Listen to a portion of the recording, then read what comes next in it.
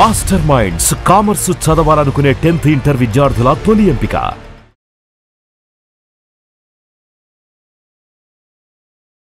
నమస్కారం శ్రీ ఆచార్య అనంతకృష్ణ స్వామి గారు. సో ఈ వీడియోలో ఏం చెప్తున్నారు? ఒక ఊర్లో ఒక అతను చూశాను, పెద్ద ఆయన్ని. ఒక మంచి వ్యక్తి, ఒక పెద్దరికాన్ని వహించేవాడు, అందరికీ చాలా మర్యాద చూసేవాడు. ఎవరు వచ్చినా సరే భోజనం పెట్టి పంపించేది. విచిత్రం ఏంటంటే భార్యకి చెప్పేది, ఏమే మధ్యాహ్నం 1 గంటకు అట్లా పలానా ఆయన వస్తాడు, కాసింత బియ్యం పెట్టు అని. అప్పట్లో ఏం ఫోను టెలిగ్రామ్ అంతా ఏం లేవు మేము చిన్నప్పుడు. ఇప్పుడంటే మొబైల్ ఉంది, వస్తున్నా అని చెప్తారు ఎవరైనా. అప్పుడు అంతా లేదు, అది ఫోన్ కూడా లేదు ఆ ఊర్లో, పల్లెటూరు అది. వాళ్ళ ఇంట్లో అయితే అసలే లేదు అని చెప్పేది. 1 గంటకు అట్లా ఆయన ఫ్రెండ్ వస్తాడు, లేకపోతే ఎవరో పలానా ఊరు నుంచి పలానా ఆయన వస్తాడు, కాసింత బియ్యం ఎక్కువ పెట్టని చెప్పేది. సరిగ్గా 1 గంటకు ఆ వ్యక్తి వచ్చేది. ఆశ్చర్యపోయేది మేము చాలా విషయాలు. అలా ఆయన ఎన్నో చెప్పేది, అదొకటే అని కాదు, ఎన్నో చెప్పేది. అరే ఇలా జరుగుతుందిరా అంటే జరుగుతుంది. అరే ఇలా సాయంత్రం అవన్నీ ఆయన వరకు పళ్ళు ఎత్తేసేయండి, వర్షం పడే అవకాశం ఉంది అండి. అప్పుడు బ్రహ్మాండంగా ఎండ కొట్టేది, సరిగ్గా వర్షం పడేది అని చెప్పగానే. ఎలా తెలుస్తుంది అసలు? ఆయన కొందరు అనుకునేది ఆయనకి ఏదో మంత్రాలు తంత్రాలు ఏమైనా వచ్చామో అని. బాబు ఆయన ఏం లేదు, పొద్దున్న లేవు కానీ రామనామ స్మరణ చేసుకునేది, అంతకంటే ఏం లేదు ఆయనకి. అంతకంటే ఏం తెలియదు. ఏమన్నా తిథులు నక్షత్రాలు ఏమైనా తెలుసు, ఏమైనా పండగలు ఉంటే ఎప్పుడు చేయాలి ఏం కాదు, దాంట్లో పంచాంగాలు చూసి చెప్పేది. అంతే తప్ప ఆయన జ్యోతిషుడు కూడా కాదు. ఎలా వచ్చింది ఆయనకి అసలు, ఇది ఎలా జరుగుతుంది అనేది అప్పుడు నాకు తెలిసేది కాదు. అంటే చిన్నపిల్లలం కాబట్టి ఆయన దగ్గర ఏదో పవర్ ఉంది అని అందరూ అనుకునేది, అందరితో పాటు మేము అనుకునేది. మనం చిన్నప్పుడు ఒక ఆట ఆడేది, మీకు ఐడియా ఉందో లేదో కానీ, గుజ్జిన గుళ్ళు అని చెప్పేసి ఆట ఆడేది. సీతాఫల గింజలు తీసుకొని అన్నీ తీసుకొని 3 కుప్పలు పెట్టేసి చిన్న గుంతలు తీసి దాంట్లో గింజలను పెట్టేసి మన్ను కప్పేసి మా ఇంటికి మీరు రండి, మీ ఇంటికి మేము వస్తామని చెప్పేసి వాళ్ళు వచ్చేసి ఏ గుంతలో ఆ గింజలు ఉన్నాయని తీసేది. మట్టి కప్పేసినా సరే ఇలా ఇట్లా గెస్ చేసి ఏ గుంతలో గింజలు ఉన్నాయి టకిమని తీసేది. అర్థమైందా? దాదాపు ఎన్నిసార్లు తీసినా టకిమని వెళ్ళేది, ఎప్పుడు ఒక్కసారి 2 సార్లు మిస్ అయ్యేది. అంత చిన్న పిల్లలు అది ఇప్పుడు 3 గుంతల్లో ఎక్కడుందో తెలియదు కదా.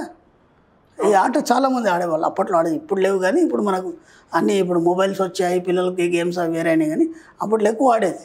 అదేలేండి.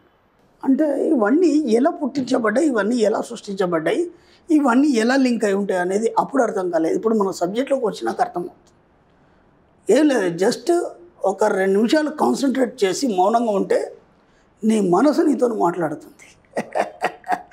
నీ మనసు నీతో మాట్లాడుతుంది. దాన్నే మనం ఏమన్నారంటే ఋతంబర అన్నాం మనం, ఋతంబర అంటాం మనం.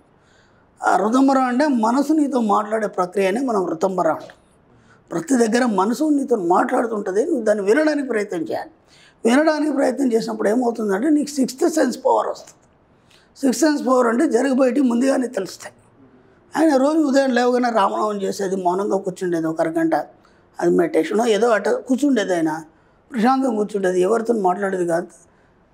కానీ అప్పుడప్పుడు పెదవులు కదలేదు, ఏమైనా మంత్రం చేసినట్టే మంత్రం వెళ్ళలేదు. ఆయన ఏం అడిగినా ఎక్కువ మాట్లాడేది కాదు, మౌనం వహించేది, తక్కువ మాట్లాడేది. ఆటోమేటిక్గా తెలిసిపోయేది ఆయనకి పలానా వస్తాడు ఈ టైంకి అని చెప్పేసి. కరెక్ట్గా ఆ టైంకి వచ్చేది. ఈ టైంలో వర్షం పడుతుందంటే పడేది. ఆయన కొన్ని చెప్పిన అన్ని టకటక జరిగేది. అంటే కావాలని ఎవరన్నా వచ్చి అడిగినప్పుడు చెప్పేది కాదు. ఆయన అనుకోకుండా ఏమయ్యా ఎటు వెళ్తున్నావు, ఇట్లా ఊరు వెళ్తున్నానండి, ఇలా పని ఉంది. ఎందుకులే అనవసరంగా, రేపు వెళ్దు, ఈరోజు ఎందుకులే రేపు వెళ్దులే అంటే కాదని చెప్పి వెళ్తే అక్కడ పని అయ్యేది కాదు. అది నెక్స్ట్ డే వెళ్తే పని అయిపోయింది. అప్పుడు ఏమవుతుందంటే నువ్వు ఎప్పుడైతే మౌనం వహిస్తావో, నీ మనసు నీతో మాట్లాడినప్పుడు నీకు నీ సబ్కాన్షియస్ మైండ్తో నీకు చర్చ జరుగుతుంటుంది. సబ్కాన్షియస్ మైండ్ ఎప్పుడు కూడా విశ్వంతో కనెక్ట్ అయి ఉంటుంది. అంటే ప్రకృతితో నీ యొక్క మనసు, నీ యొక్క శరీరం, నీ యొక్క అన్ని ఇంద్రియాలన్నీ కూడా ప్రకృతితో కనెక్షన్ ఏర్పడతాయి. అప్పుడు ఏమవుతుందంటే అన్నీ నీకు తెలుస్తాయి, అన్నీ నీతో మాట్లాడతాయి, అన్నీ నీతోని అనుసంధానమై ఉంటాయి. అప్పుడు ఏమవుతుందంటే ఏదైనా నువ్వు చెప్పగలవు, ఏదైనా చేయగలవు. ఇప్పుడు డబ్బు సంపద ఐశ్వర్యం ఏంటి, అది కూడా దాంట్లో భాగమే కదా. నీకేమేం కావాలో అన్నీ సమకూరుస్తుంది విషయం. దానికోసం నువ్వు ప్రత్యేకంగా పనిచేయాల్సిన అవసరం లేదు.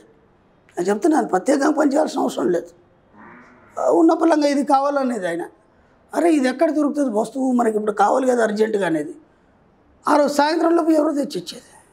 ఆయన ఎందుకు వచ్చాడు కూడా తెలియదు, విచిత్రం. సాయంత్రంలోపు తెచ్చిచ్చేది. అలాంటి మహానుభావుల జీవితంలో ఎన్నో విషయాల్లో, ఎంతోమంది విషయాలు కూడా ఎన్నో జరిగి ఉన్నాయి. అప్పుడు మనకు అర్థం కాలేదు అదంతా ఏంది అసలు ఈ ప్రక్రియ అంతా. వాళ్ళకేదో శక్తులు ఉన్నాయి, అవి అలా చేస్తున్నాయని మనం అనుకున్నాం. కానీ ఎలాంటి శక్తులు ఏమేమో పిచ్చి పిచ్చి అట్లాంటివి ఏమి లేవు. కేవలం నీలో ఉన్న శక్తి నీకు మేలుకొని నీతో మాట్లాడి నీకు అన్ని విషయం ద్వారా చేసి పెడుతుంది. దట్స్ కాల్డ్ ఋతంబర. ఋతంబర. ఆ ఋతంబరని ఎప్పుడైతే నువ్వు గుర్తుపడతావో అన్నీ నీ దగ్గరికి వచ్చేస్తాయి. ఇంకా నువ్వు కొత్త చేయాల్సిందేం అవసరం లేదు. కాబట్టి ఆ ఋతంబరని ఎరగండి, మీతో మీరు మాట్లాడుకోండి. ఎంత వీలైతే అంత బయట మాటలు కట్టిపెట్టి. ఒక్కసారి అంటే ఈ ఋతంబర ప్రాసెస్ ఎట్లా సార్, మళ్ళీ ఇంకొకసారి చెప్పండి. ఆ ఋతంబర ప్రాసెస్ అంటే నీ మనసు నీతో మాట్లాడటం, నీ మనసుతో నువ్వు మాట్లాడుకోవడమే ఋతంబర. నీ లోపల ఇంకో ఇన్నర్ మైండ్ ఉందని మనం ఎన్నోసార్లు చెప్పుకున్నాం కదా. మౌనం కూర్చుండి నీకు మాటలు వినిపిస్తుంటా. నేను చెప్పాను, ఎన్నోసార్లు చెప్పాను, గొప్ప గొప్ప మేధావులందరికీ కూడా ఎంత వీలైతే అంత మౌనం వహిస్తారు. మౌనం ఇచ్చినప్పుడు ఏదో సమాధానాలు ఇన్నర్ మైండ్గానే వస్తాయి. అవి ఆ ఇన్నర్ మైండ్గా నీ యొక్క మనసు నీతో మాట్లాడే ప్రక్రియనే ఋతంబర అంటాం.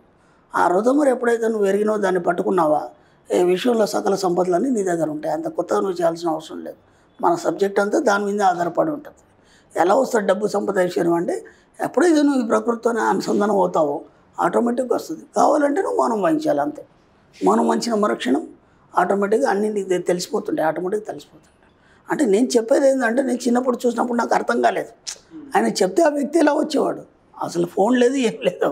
ఆయన చెప్తే వర్షం ఇలా వచ్చేది, అప్పుడు ఆశ్చర్యపోయేవాడు నేను. అది ఏంటి అనేది ఇప్పుడు అర్థమవుతుంది. ఎందుకంటే ఒక సబ్జెక్ట్లోకి వచ్చిన తర్వాత, దాని మీద పరిశోధన చేసిన తర్వాత, ఎంతోమంది గురువుల్ని కలిసి ఎన్నో తెలుసుకున్న తర్వాత ఇప్పుడు అర్థమవుతుంది అది చిన్న చిన్నగా. అది ఋషులు, యోగులు, మునులు ఉన్నారు, వీళ్ళందరూ దాన్ని సాధించిన వాళ్ళే. కాబట్టి వాళ్ళకు ప్రకృతి అనుసంధానం అయిపోతుంది. వాళ్ళు ఏదంటే అది అయిపోతుంది. మనం అనుకుంటాం వాళ్ళకి ఏదో శక్తులు ఉన్నాయి, దాన్ని సాధించారు. ఎవరు అట్లాంటి శక్తులు అట్లాంటివి ఏం లేదు. కేవలం మనసు మాట్లాడే ప్రక్రియ ఋతంబర. దాన్ని ఎప్పుడైతే పట్టుకుంటామో ప్రకృతి మీరు చెప్పినట్టు ఉంటుంది అంతే. మౌనం వహించండి, ఎంత వీలైతే అంత మౌనం వహించండి. మీ లోపల మీరు మాట్లాడుకోండి. డబ్బు, సంపద, ఐశ్వర్యం ఏది కోరుకుంటే అది వచ్చేస్తుంది ఆటోమేటిక్గా. Great word sir and very positive vibes. Thank you so much Shri Acharya Anant. దాన్ని ఋతంబర ప్రజ్ఞ అంటారు. ఋతంబర ప్రజ్ఞ అంటారు దాన్ని. అది ఎట్లా అంటే మామూలుగా చెప్తే అర్థం కాదు. అది మనకు నేను ఫస్ట్ టైం వింటున్నాను. సరైన గురువు దగ్గర ఉంటే ఆయన దాన్ని ఎక్స్ప్లెయిన్ చేస్తాడు. ఎక్స్ప్లెయిన్ చేయడానికి కూడా ఏం అర్థం కాదు. అది ఆయన దగ్గర ఉంటే అన్ని అర్థం అయిపోతుంది. మనం ఇంతకుముందు చెప్పాం కదా, దక్షిణామూర్తి స్వరూపంలో మనం అక్కడ మాటలు ఉండవు, ఇక్కడ మాటలు ఉండవు. ఆయన ముందు కూర్చుంటే ఆయన ఏం చెప్తున్నాడు మనకు అర్థమైపోతుంది, మనం చెప్తే ఆయనకు అర్థమైపోతుంది. ఒకరి నుంచి ఒకరు అనుసంధానం అయిపోతుంది అంతే, అంతకంటే ఏం లేదు. ఋతంబర ప్రజ్ఞ. Thank you so much Shri Acharya Anantakrishna Swami garu. Thank you. Suman టీవీలో మీ పర్సనల్ అండ్ బిజినెస్ ప్రమోషన్స్ కోసం కింది నెంబర్కి కాంటాక్ట్ చేయండి.